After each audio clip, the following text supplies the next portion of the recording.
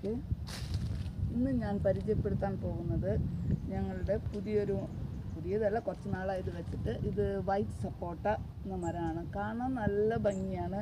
മരം വളർന്നു വരാൻ, മരങ്ങളെ സ്നേഹിക്കുന്നവർക്കെല്ലാം കാണാനും മറ്റുമെല്ലാം നല്ല ഭംഗിയുള്ള ഒരു മരമാണിത്. ഫ്രൂട്ട്സ് ഒരു ഗ്രീൻ കളറിൽ വരും.